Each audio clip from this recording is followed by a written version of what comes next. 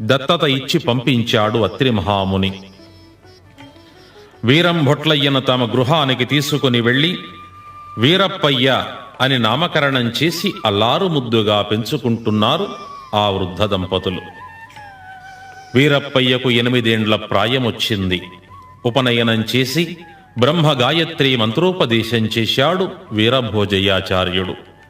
ఆ తరువాత 2 ఏండ్ల కాలంలో సహజ మరణం పొందాడు. వీరప్పయ్య మీదనే పంచప్రాణాలు నిలుపుకొని జీవిస్తోంది పాపమాంబ. బాలబ్రహ్మేంద్ర స్వామి వారికి 14 సంవత్సరాల వయస్సు వచ్చింది. ఆనాటికే సకల వేద వేదాంగ శాస్త్ర పురాణ ఇతిహాసాదులెన్నో ఆకళింపు చేసుకున్నారు స్వామివారు. తన అవతార కార్యదీక్షను ప్రారంభించాలని తలచి ఒకనాడు పట్టు పీతాంబరాలను స్వర్ణాభరణాలను